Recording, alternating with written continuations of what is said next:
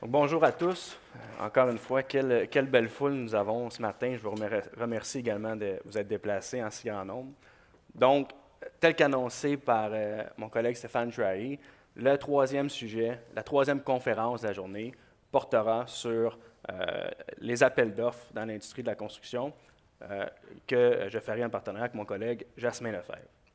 Plus précisément, nous allons tenter de mettre en évidence les enjeux de concurrence qui s'adressent dans le cadre des appels d'offres. Vous êtes bien placé pour le savoir, les appels d'offres dans l'industrie de la construction québécoise sont très nombreux. Leur grand nombre s'explique probablement à raison des différentes lois qui nous gouvernent au Québec.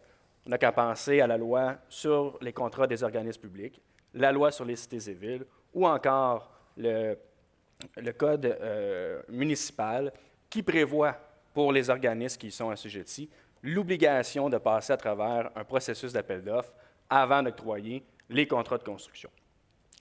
L'importance, tant en nombre qu'en valeur des appels d'offres, fait en sorte qu'il y a beaucoup de concurrence entre les différents soumissionnaires et ce qui pousse parfois les soumissionnaires à faire preuve d'un peu d'imagination au moment de soumissionner. Dans un tel contexte, une analyse égalitaire et une analyse stricte des soumissions par les donneurs d'ouvrage constitue l'essence même à la base d'une concurrence saine et loyale dans l'industrie de la construction. Ainsi, il n'est pas surprenant de constater une abondante jurisprudence en matière d'appel d'offres, tant les entrepreneurs qui ont vu leur soumission déclarée non conforme que les entrepreneurs qui ont vu leur soumission se faire dépasser, du moins se faire coiffé à la ligne d'arrivée par un soumissionnaire dont ils sont convaincus qu'il a transmis une soumission non conforme, n'hésitent pas à s'adresser aux tribunaux afin de faire valoir leur point de vue. C'est d'ailleurs cette abondante jurisprudence qui a motivé le thème de notre présentation de ce matin, laquelle sera séparée en 5 parties, à savoir, dans un premier temps, un rappel des grands principes constituant l'essence même des appels d'offres, et ensuite 4 sujets un peu plus précis où on va tenter de démontrer les enjeux de concurrence, à savoir l'admissibilité à soumissionner, le droit d'annuler les appels d'offres, l'égalité de traitement des soumissionnaires et la portée de l'examen de la conformité des soumissions. Sur ce, je passe la parole à Jasmin. Mesdames et messieurs, merci de votre présence. Quel beau sujet que l'appel d'offres, les plus beaux souvenirs de ma carrière et les plus cinglantes défaites parfois aussi, ça peut arriver. J'ai la tâche de poser le sujet, de traiter des grands principes qui balisent les règles de droit en matière d'appel d'offres. Appel d'offres qui est un produit, un outil du commerce d'abord et avant tout. Un outil du commerce auquel le droit ne vient que s'apposer. Le droit ne vient qu'accompagner l'appel d'offres, ne vient que l'encadrer. Pour quelle fin? Pour la fin que l'appel d'offres joue le rôle qu'il doit jouer en matière de commerce, c'est-à-dire se substituer à la négociation. En matière d'appel d'offres, la Cour suprême a dit, c'est une vérité de la palisse, que la négociation est remplacée par la concurrence. Alors, la règle de droit en matière d'appel d'offres, elle doit faire en sorte de s'assurer que la concurrence saine prévale. Tel est l'objectif. L'appel d'offres est encadré au Québec par une foule de législations et de réglementations. Ce serait une tâche impossible que de chercher, et ennuyeuse, que de chercher à brosser un tableau complet de l'ensemble des règles d'appel d'offres qui s'appliquent ici pour tel donneur d'ouvrage, là pour tel genre de travaux, à tel endroit pour telle ampleur de travaux. Ce serait impossible. Alors, ce qu'il y a lieu de faire pour nous, c'est de chercher à tirer les grands principes, les grandes balises juridiques établies par la législation et la réglementation et par la jurisprudence en cette matière-là. L'objectif de tout ça? Assurer une saine compétition. Notre fil conducteur aujourd'hui, ce sont les enjeux de concurrence. Alors, il y a un lien direct entre les règles que j'expose ici, qui vont constituer des outils pour vous, pour comprendre le propos que l'on va tenir en analysant la jurisprudence, et les principes que j'ai choisis. J'en ai choisi 4 qui sont, à mon sens, les plus importants pour planter dans le sol 4 poteaux qui balisent un peu les règles de droit principales qui sont applicables en matière d'appel d'offres et en fonction desquelles on doit procéder à l'analyse des décisions des tribunaux dans cette matière-là. Premièrement, l'égalité entre les soumissionnaires. Principe fondamental, principe essentiel. Pour qu'il y ait confiance, il faut qu'il y ait équité. C'est vrai en matière d'appel d'offres, c'est vrai en n'importe quelle autre matière en matière de commerce. Afin que l'appel d'offres joue son rôle, les soumissionnaires qui sont intéressés doivent avoir confiance qu'ils vont être traités avec équité par le donneur d'ouvrage. À ces conditions-là seulement, les participants à l'appel d'offres vont donner leurs meilleures mesures en soumissionnant et véritablement, l'appel d'offres va être capable d'être qualifié de substitut convenable à la négociation. Donc, égalité entre les soumissionnaires, principe fondamental. Cela encadre, vous allez le voir, cela traverse toute la jurisprudence. On va y revenir souvent dans le thème que l'on aborde aujourd'hui. Deuxièmement, l'appel d'offres s'interprète comme un contrat. Ça, c'est une méthodologie, c'est un outil que l'on tient de la Cour suprême. La Cour suprême a dit dans quelques jugements il y a une vingtaine d'années, un appel d'offres, ou du moins le fait que des soumissions soient déposées en réponse à un dossier d'appel d'offres le moindrement élaboré, les règles qu'il y a dans le dossier d'appel d'offres par rapport au contenu des soumissions déposées, cela s'interprète comme un contrat, le contrat A. Le contrat A va déboucher éventuellement sur le contrat B. Le contrat B, c'est le contrat d'adjudication. À ce moment-là, le contrat A se termine, il se ferme et on passe à une autre phase dont les règles sont différentes, le contrat B. Mais c'est important de savoir qu'à l'époque de l'appel d'offres, les conditions de l'appel d'offres s'interprètent comme un contrat parce que ça envoie un message, un signal quant à la manière dont on doit interpréter ces règles-là. Il n'y a pas souplesse absolue, le donneur d'ouvrage est tenu de respecter pour ces conditions d'appel d'offres. Troisième notion que j'aborde ici, la non-conformité. Ça aussi, c'est présent abondamment dans la jurisprudence qu'on va aborder. Le monde est séparé en deux. Les hommes, les femmes, les non-conformités majeures, les non-conformités mineures. C'est quoi la différence entre les deux? La différence entre une non-conformité mineure et majeure, c'est essentiellement quelque chose qui a trait au rang des soumissionnaires. C'est comme ça que moi, je simplifie l'explication. Une non-conformité de quelque nature que ce soit dans une soumission qui est la plus basse et qui n'influe pas sur le rang d'un soumissionnaire pourra validement être qualifiée de non-conformité mineure. Avec une non-conformité mineure, qu'est-ce que le donneur d'ouvrage peut faire? Il peut passer outre. C'est extrêmement important. Il va devoir être constant dans son approche, mais il peut passer outre. Quatrième pôle que j'aborde brièvement, la clause de réserve. On peut peut-être passer à la prochaine planche. Je vous propose un exemple, une illustration d'une clause de réserve, une clause de réserve classique.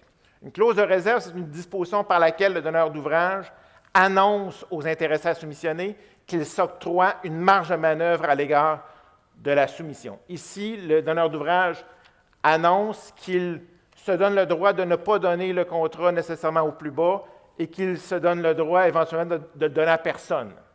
On pourra voir une clause de réserve qui dit que le donneur d'ouvrage se donne le droit de passer outre des non-conformités. Tout ça, c'est des clauses de réserve. Les clauses de réserve sont en principe valides dans la mesure où leur utilisation est compatible avec et équilibrée par rapport à l'ensemble des dispositions de l'appel d'offres. On ne peut pas, en une phrase, venir détricoter toutes les conditions d'appel d'offres que l'on a tricotées dans des pages et des pages et des pages de dossiers d'appel d'offres. Donc, cette analyse-là de la raisonnabilité de l'utilisation d'une clause de réserve, ça va aussi paraître en jurisprudence. Je vais me taire à ce stade-ci, céder la parole À mon confrère, je vous reviens dans quelques minutes. Donc, premier des 4 sujets ayant un impact sur l'enjeu de concurrence, l'admissibilité. L'admissibilité à soumissionner, on fait référence aux critères imposés par les donneurs d'ouvrage dans les documents d'appel d'offres, qui sont les conditions essentielles afin qu'un soumissionnaire ait le droit de soumissionner. Donc, ce sont les conditions de base que doit rencontrer un soumissionnaire pour même espérer pouvoir produire une soumission. À ce propos, 2 décisions extrêmement récentes ont attiré notre attention, à ce point récentes que lors de la première rédaction de la conférence aujourd'hui, aucune des 2 n'avait encore été rendue. Et vous allez recevoir à la fin de la journée un livre avec des textes. Et la deuxième décision que je vais traiter, donc la décision de Norgerec, n'a même pas eu le temps d'apparaître dans votre cahier. Donc, si vous voulez la prendre en note, là, ça pourrait être à propos. Donc, la première décision, l'affaire Tapitec contre Ville de Blainville. Dans cette affaire-là, il s'agit d'un appel d'offres lancé par la Ville de Blainville pour la construction d'un terrain de soccer, en fait un 2e terrain de soccer qui sera recouvert d'une surface synthétique. Dans les documents d'appel d'offres, il y a une clause qui exige que tout soumissionnaire doit faire affaire au Québec depuis au moins 5 ans. Suivant l'ouverture des soumissions, la firme Tapitec a transmis la plus basse soumission, mais se fait coiffer à la ligne d'arrivée par l'entreprise Sportica en raison de l'évaluation qualitative des soumissions. Sportica obtiendra un pointage légèrement supérieur, là, de 78,83 points versus 78. Chose à noter, cependant, Sportica a été créé il y a uniquement 2 ans. Donc, ne respecte pas le critère d'admissibilité de 5 ans, mais la Ville octroie tout de même le contrat à cette dernière. Tapitec, convaincu que cette non-conformité est majeure et qu'elle aurait dû disqualifier Sportica, s'adresse à la Cour supérieure afin que soit déclarée la soumission non conforme et qu'elle puisse obtenir à titre de compensation le profit qu'elle a manqué en n'obtenant pas ce contrat. En première instance, la Cour supérieure admet que Sportica ne possède pas les 5 années d'expérience requises, mais est d'avis qu'il s'agit d'une non-conformité mineure à laquelle la Ville pouvait passer outre et justifie la Ville d'avoir octroyé le contrat à Sportica. Heureusement, Tapitec a pris son courage à 2 mains et s'est adressé à la Cour d'appel. La Cour d'appel est venue renverser la décision de la Cour supérieure. Quand un donneur d'ouvrage prend la peine d'instaurer de telles conditions, nécessairement, ça démontre pour elle que c'est d'une importance capitale. Le libellé de la clause en question était au mode impératif, donc démontrant encore une fois l'importance pour le donneur d'ouvrage d'une telle clause. Et au-delà de toute considération sur le prix ou que ce soit une non-conformité mineure ou majeure, pour la Cour d'appel, c'est l'intégrité même du processus d'appel d'offres qui serait remis en question si on devait, après réception des soumissions, permettre à un soumissionnaire qui ne respectait pas d'emblée les règles lui donnant droit de soumissionner, qu'on voit qu'il puisse obtenir un contrat. La Cour d'appel fait une certaine analogie et dit c'est certain que dans le cadre de ce processus-là, il y a des entrepreneurs qui étaient intéressés à soumissionner sur ce projet-là et, à la lecture des documents d'appel d'offres, se sont empêchés de soumissionner parce qu'ils ne rencontraient pas les critères établis. Donc, de permettre par la suite, alors qu'on sait qu'il y a des joueurs qui se sont tassés de l'appel d'offres parce qu'ils ne rencontraient pas les critères et que ceux qui ont participé ont pris pour acquis que chacun des concurrents respectait ces critères-là, d'admettre ou de permettre à un entrepreneur qui ne pouvait pas se qualifier à la base d'obtenir le contrat, il irait à l'encontre de l'intégrité même de tout processus d'appel d'offres. Donc, la Cour d'appel renverse sa décision et accorde les dommages réclamés par Tapitec. Deuxième décision qui a été rendue il y a moins d'1 mois, donc l'affaire Norgerec contre Ville de Montréal. Il s'agissait dans cette affaire-là de la restauration de la maçonnerie de l'Hôtel de Ville de Montréal. 2 conditions essentielles, objets au litige, étaient présentes dans les documents d'appel d'offres, à savoir l'obligation pour tout soumissionnaire de produire avec sa soumission un cautionnement de soumission et une lettre d'intention émise par une entreprise d'assurance ayant le permis nécessaire pour faire du cautionnement au Québec. Et deuxième condition, les soumissionnaires devaient joindre à leur soumission 2 contrats en référence où ils avaient travaillé sur une enveloppe, à la restauration d'une enveloppe d'un édifice à caractère patrimonial. Suivant l'ouverture des soumissions, LM Sauvé, plus bas soumissionnaire, obtient le contrat. Cependant, Norgerec s'aperçoit que l'entreprise de cautionnement qui a transmis la lettre, le cautionnement de soumission et la lettre d'intention ne détient pas le permis qui était prévu au document d'appel d'offres, s'adresse donc à la Cour supérieure, alléguant qu'il s'agissait d'une non-conformité majeure, que le contrat n'aurait pas dû être octroyé à LM Sauvé, mais bien à elle, deuxième plus basse soumissionnaire en l'occurrence. La Cour épouse la position de Norgerec pour elle de transmettre une lettre, un cautionnement de soumission par une firme qui ne détient pas le permis approprié. C'est l'équivalent de ne pas en transmettre du tout et ça constitue une non-conformité majeure. Donc, la Cour conclut que LM Sauvé n'aurait pas dû obtenir le contrat.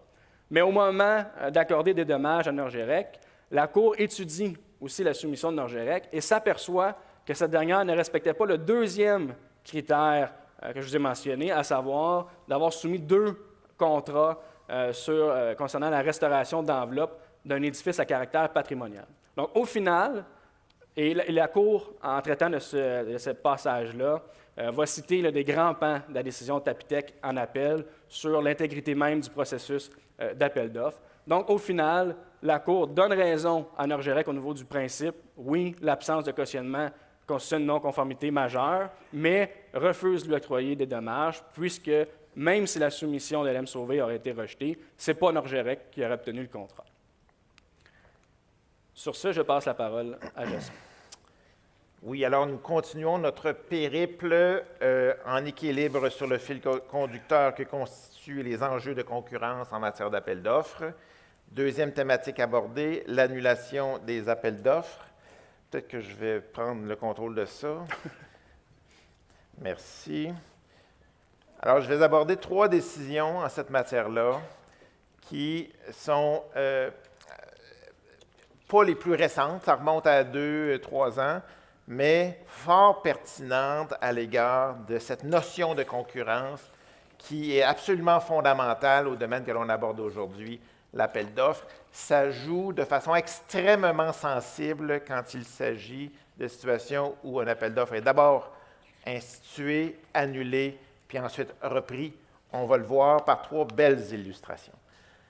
D'abord, Roxboro Excavation contre Procureur général du Québec, MTQ. Il s'agissait dans cette affaire-là d'un contrat pour la construction d'un tronçon d'autoroute dans l'est du Québec. Ce tronçon d'autoroute-là devait être assorti d'un ouvrage de soutien en béton, puis le dossier d'appel d'offres envisageait 2 méthodes pour le construire. Soit il était construit en béton coulé en place, soit il était construit avec des éléments en béton préfabriqués, commercialisés par la société Choc Béton. Alors, il y avait 2 prix à fournir dans la formule de soumission à remplir, selon l'option choisie, l'une ou l'autre, ou les 2. Or, il va y avoir 3 coups de théâtre dans ce dossier, mesdames et messieurs. Premier coup de théâtre, juste avant la clôture, Choc Béton, qui au préalable avait communiqué ses prix aux intéressés, va aviser tout le monde que révision effectuée de ses calculs, ça ne fonctionne pas. Et ce ne sera pas possible, techniquement, de construire l'ouvrage de soutènement avec ces éléments préfabriqués. Or, il invite les destinataires de son avis à ne pas tenir compte de sa soumission antérieurement transmise. La clôture intervient, les soumissions sont déposées. Les soumissions sont déposées par tous avec la seule option du mur de béton coulé en place, sauf par Roxboro, qui, elle, va choisir de déposer un prix pour les 2 options, à la fois pour le mur de béton coulé en place et à la fois pour le mur en éléments préfabriqués par Choc Béton. Cela lui permet, par un heureux hasard, de terminer plus bas soumissionnaire, puisque c'était largement moins cher de construire l'ouvrage en éléments préfab qu'en béton coulé en place. Deuxième coup de théâtre, juste après la clôture, Choc Béton va changer d'avis, communiquer au MTQ et à Roxboro le fait que révision effectuée, finalement, il s'avère possible de construire l'ouvrage de soutènement en éléments préfabriqués. Alors, le MTQ est un peu sous le choc de ça. Roxborough est ravi. Mais le MTQ est tellement sous le choc de ça qu'elle va en arriver à canceller l'appel d'offres, l'annuler. Pourquoi? Elle suppute possiblement qu'il puisse y avoir eu collusion entre le fournisseur et Roxborough. Il va s'avérer plus tard qu'il n'en sera rien, mais tout de même, le MTQ, à l'époque pertinente, va décider d'annuler et de recommencer. Donc, c'était le troisième coup de théâtre. L'appel d'offres est recommencé. Roxborough soumissionne rigoureusement au même prix, va terminer troisième plus bas soumissionnaire. Pourquoi? Parce que deux soumissionnaires, employant la méthode du mur en béton préfabriqué, vont venir se classer en dessous. Roxborough, mécontent de la situation, va poursuivre le MTQ en dommages, alléguer que le geste du MTQ consistant à annuler l'appel d'offres était fautif, lui a causé préjudice et n'aurait pas dû être posé. Son action va être rejetée. Cette décision de première instance va être confirmée ensuite récemment par la Cour d'appel.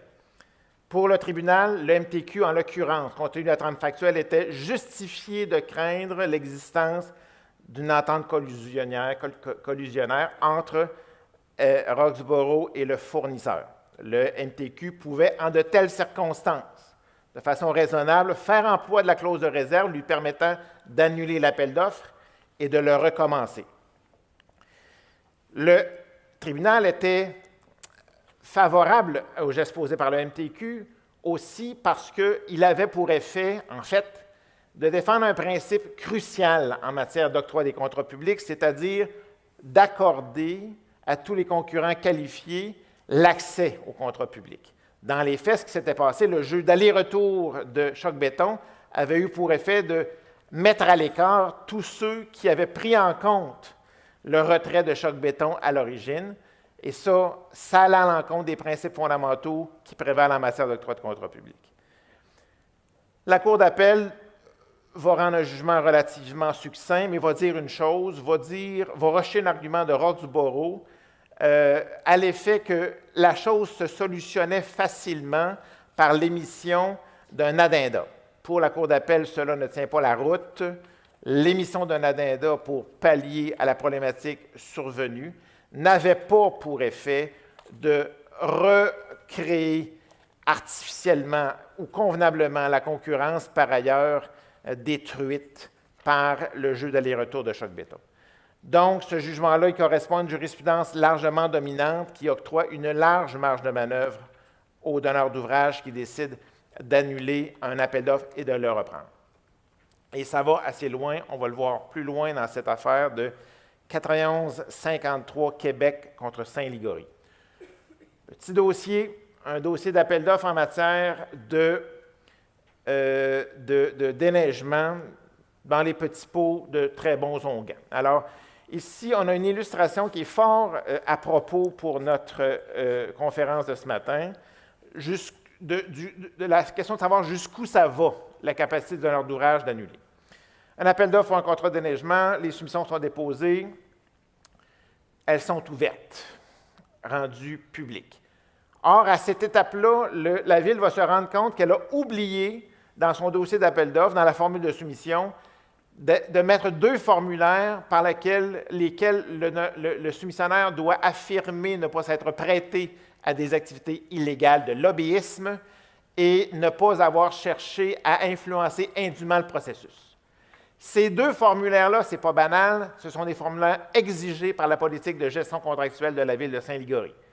Politique de gestion contractuelle de la Ville de Saint-Ligory, qui découle en ligne droite de la législation en matière municipale ou d'encadrement des contrats municipaux qui exige la présence de telles politiques de gestion et qui assujettissent les intervenants à l'égard de ces politiques de gestion à des sanctions graves, voire même des sanctions pénales. Donc, la Ville décide d'annuler, de recommencer. 91-53 resoumissionne au même prix. Cas classique, termine deuxième plus bas soumissionnaire, en furie, poursuit la Ville Mal lui en pris puisque son action sera rejetée. Là aussi, c'est classique. Le tribunal est d'avis que les formulaires manquants, nonobstant le fait qu'ils découlaient de la faute de la Ville, justifiaient la Ville d'annuler son appel d'offres et de le reprendre. Selon le tribunal, en de telles circonstances, la Ville était justifiée d'invoquer sa clause de réserve pour annuler et recommencer. Et une phrase toute candide qui est prononcée par la Cour ici, qui a été prononcée à de maintes reprises dans le passé, dans d'autres jugements de d'autres juges. Vous savez, pourquoi on perd? Vous allez voir pourquoi on en perd une fois de temps en temps. C'est une phrase comme celle-là. L'annulation de l'appel d'offres ne désavantageait pas 91-53 et maintenait l'égalité entre les soumissionnaires. Une phrase toute simple, sympathique, mais qui, en tout respect pour le tribunal, les tribunaux, puis le système judiciaire du moins mauvais système judiciaire du monde, cela dénote une insensibilité, une incompréhension peut-être du jeu qui se joue en matière d'appel d'offres, puisque, bien évidemment, à partir du moment où les soumissions sont dévoilées et que le prix du plus bas est connu, si on recommence, bien sûr, la soumission du plus bas devient une balise en fonction de laquelle les autres vont s'ajuster. Alors, il peut, à mon sens, y avoir des justifications à annuler un appel d'offres et le recommencer, mais de là à dire que cela est neutre en matière de concurrence, il y a un pas que moi, je suis moins disposé à franchir. Troisième décision, Intercité Construction contre Québec. Autre tronçon d'autoroute, autre région du Québec, l'Outaouais. Le MTQ lance un projet et expose dans son dossier d'appel d'offres pour l'essentiel que toutes les conditions pour la réalisation de l'ouvrage sont rencontrées. Or, c'était faux. Il lui manquait 2 autorisations attendues du gouvernement fédéral qui n'étaient pas toujours obtenues. L'appel d'offres est lancé. Intercité est la plus basse. Puis là, elle va attendre. Attendre, pourquoi? Attendre parce que le MTQ, qui s'attendait à voir d'un jour à l'autre arriver les autorisations du fédéral, ne les obtiendra finalement jamais avant qu'elle décide d'annuler l'appel d'offres après 130 jours, après la saison favorable de l'été. Et puis, à partir du moment où Intercité va soulever le fanion puis dire que ça va coûter une pièce de plus, ce délai d'attente-là, ce ne sera pas long, le MTQ va annuler l'appel d'offres, le relancer. Intercité met en demeure le MTQ parce qu'il considère que le geste est illégal, va tout de même participer à l'appel d'offres, va terminer, je ne sais pas quoi, il ne sera pas adjudicataire, il va terminer 2/3, puis après ça, il va intenter son recours en dommages. Un jugement qui est actuellement porté en appel, qui fait figure d'exception parce que cette fois-ci, l'entrepreneur gagne. Il gagne pourquoi? Parce que le MTQ, selon le tribunal, a manqué à son devoir d'information et à son obligation d'agir de bonne foi. Le MTQ a maintenu l'entrepreneur dans l'expectative. Oui, ça s'en vient. Oui, ça ne devrait plus tarder. Pendant des semaines et des mois. Dans un tel contexte, l'entrepreneur était justifié de garder ses ressources en attente et de ne pas courir après d'autres jobs parce qu'on lui annonçait un contrat imminent. La participation de l'entrepreneur à la reprise d'appel d'offres ne constituait pas pour lui une fin de non-recevoir à son recours parce qu'il avait pris soin au préalable d'annoncer sa réclamation au MTQ concernant le délai d'attente. Intercité, c'est une décision d'exception parce que cette fois-ci, l'entrepreneur gagne. Puis il y a une constante avant de repasser le crachoir à mon confrère que je vais souligner. En matière, ce que l'on peut retirer du droit d'annuler les appels d'offres, c'est que c'est une bonne nouvelle pour le payeur de taxes et c'est une moins bonne nouvelle pour le payeur de taxes entrepreneur. Parce que la constante est la suivante. Systématiquement, on le voit dans la jurisprudence de plusieurs causes, le prix du contrat adjugé après une annulation et une reprise est toujours plus bas que le prix du plus bas lors de l'appel d'offres initial. Alors, ce n'est pas vrai qu'il n'y a pas d'impact de concurrence lorsque l'on procède à annuler un appel d'offres et à le reprendre par la suite. Je cède la parole à Yannick. Merci, Jasmin. Donc, le troisième sujet concernant les enjeux de concurrence, l'égalité de traitement. On entend par égalité de traitement l'obligation par les donneurs d'ouvrage, dans le cadre d'un même appel d'offres, de traiter toutes les soumissions de la même façon. Jasmin l'a mentionné tantôt lors de la partie plus introductive, grand principe. Un donneur d'ouvrage devant une non-conformité mineure peut passer outre à cette dernière et octroyer un contrat au plus bas soumissionnaire, même si sa soumission est atteinte d'une non-conformité mineure. Cependant, dans le cadre d'un même appel d'offres, lorsqu'un donneur d'ouvrage décide d'appliquer une norme, disons, plus souple ou plus rigide afin d'interpréter des non-conformités, il doit s'assurer d'avoir la même norme pour l'ensemble des soumissions qu'il étudiera. 2 décisions pour illustrer le point. Donc, la première, l'affaire Bouffard sanitaire contre les MRC d'Avignon et Bonaventure. Il s'agit, dans ce cas-là, d'un appel d'offres par les MRC pour le transbordement, transport, traitement et tri de matières recyclables pour une période de 5 ans. Au document d'appel d'offres, il y avait une clause qui prévoyait que les soumissionnaires avaient l'obligation de transmettre avec leur soumission une lettre d'entente avec un recycleur de verre. Suivant l'ouverture des soumissions, Bouffard est le plus bas soumissionnaire, mais il est avisé par les MRC qu'il a omis de joindre à sa soumission la fameuse lettre d'entente avec un recycleur de verre, défaut qu'il corrigera dans les prochains jours.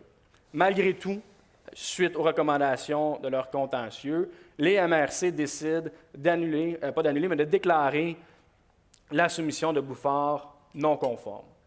Bouffard d'avis que le contrat sera octroyé à Exploitation Jaffa, qui est le 2e plus bas soumissionnaire et qui était en fait le seul autre soumissionnaire pour ce projet-là. D'avis que la lettre d'intention que Jaffa avait transmise à même sa soumission ne peut constituer une lettre d'intention et qu'elle est atteinte de la même non-conformité que sa soumission, Bouffard s'adresse à la Cour afin qu'elle déclare que le contrat aurait dû lui être octroyé et obtenir compensation pour le profit manqué. La Cour, donc, doit étudier les fameuses lettres d'entente soumises par Bouffard pour corriger son défaut et par Exploitation Jaffa à même sa soumission, et vient à la conclusion qu'effectivement, le contenu des lettres qui ont été soumises ne peuvent constituer une lettre d'entente. Pour la Cour, pour qu'il y en ait une entente, il y a certains critères qui doivent être respectés et la lettre doit avoir un certain contenu qui n'était pas rencontré dans ce dossier-là. En fait, la lettre du recycleur de verre était davantage une description des services qu'ils offrent, ne comportait aucun engagement pour l'avenir et surtout ne comportait aucune mention au projet soumissionné. La Cour vient donc à la conclusion qu'une lettre qui ne contient pas les éléments nécessaires équivaut à ne pas transmettre de lettre du tout, de sorte que le reproche qui était fait à Bouffard de ne pas avoir transmis une lettre lors de la soumission l'exploitation Jaffa doit avoir le même reproche puisque sa lettre étant non conforme, c'est l'équivalent de ne pas en avoir transmis du tout.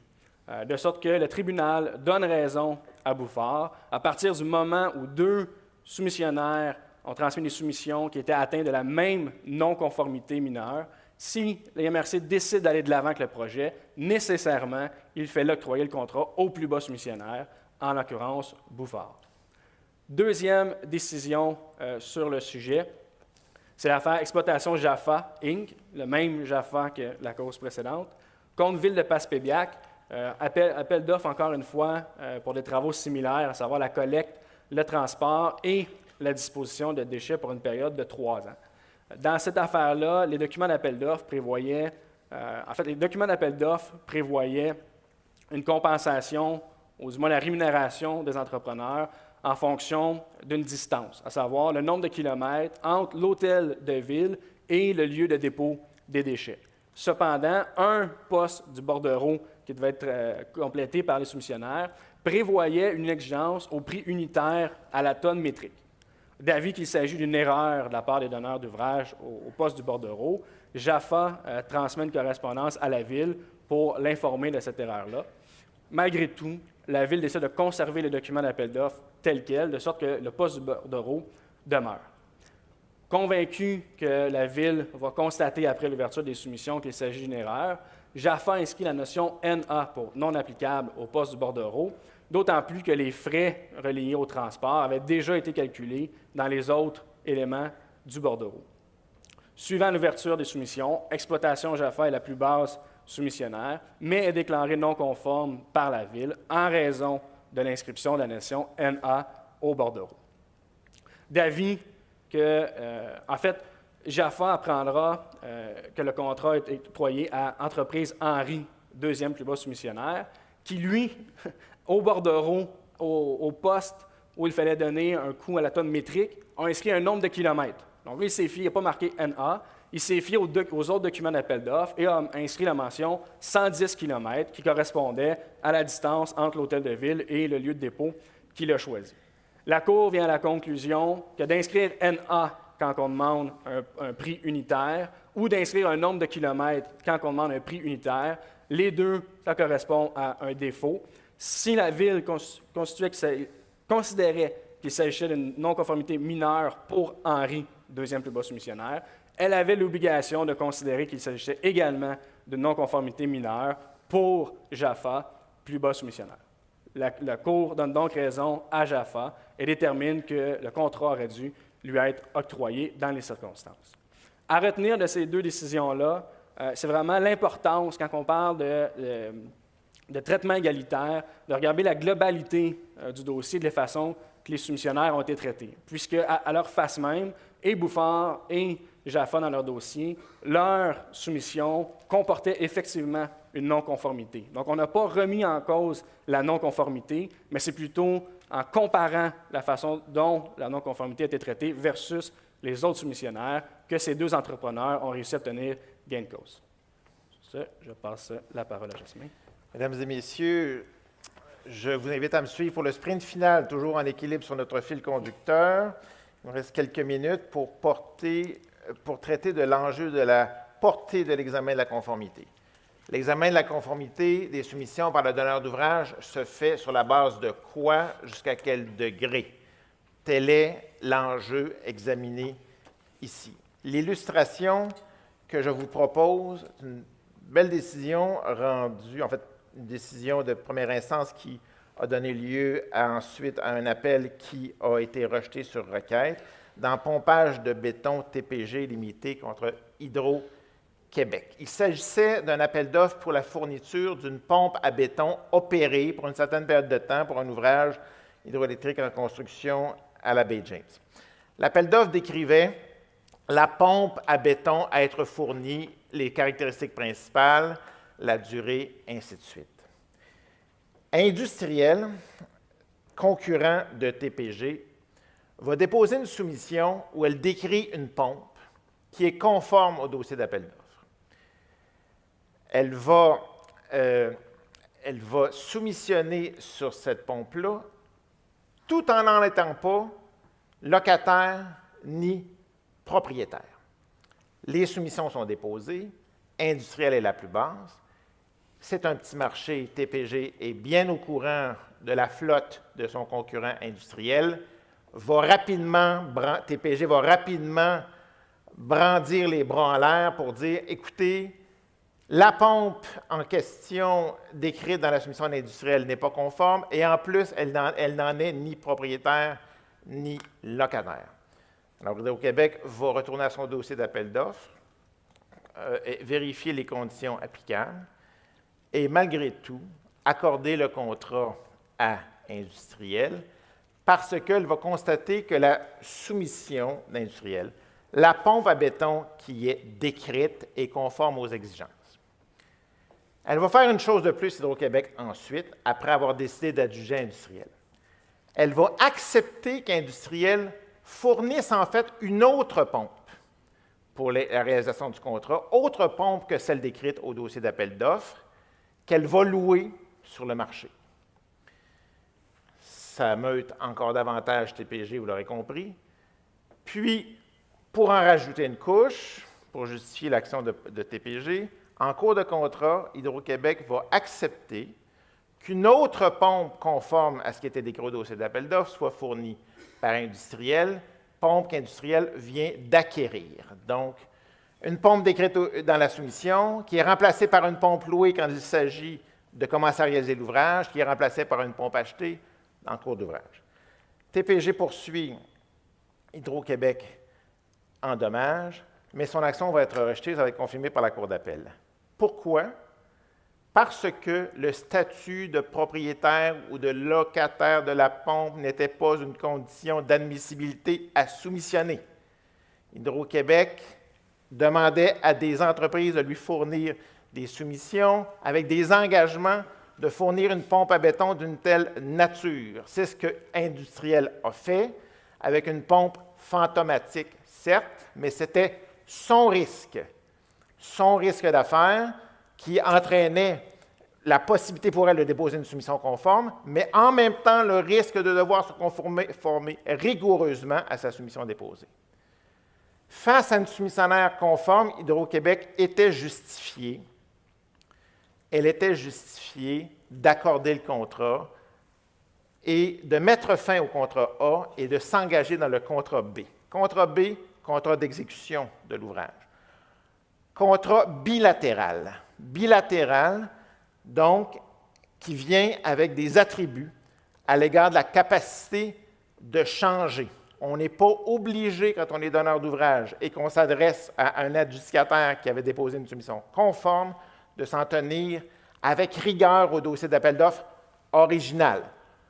Une fois que l'appel d'offres a donné lieu à l'octroi du contrat B à un soumissionnaire conforme, les autres soumissionnaires n'ont plus rien à dire sur la game. Alors, c'était donc possible, comme Hydro s'adressait à un soumissionnaire conforme à qui il a adjugé le contrat, de faire ensuite des aménagements, d'accepter les propositions alternatives fournies par Industriel aux fins de la réalisation de son contrat. Une soumission, s'il y a à retenir de cela, c'est qu'une soumission par un donneur d'ouvrage, ça s'apprécie à la lumière des conditions d'appel d'offres.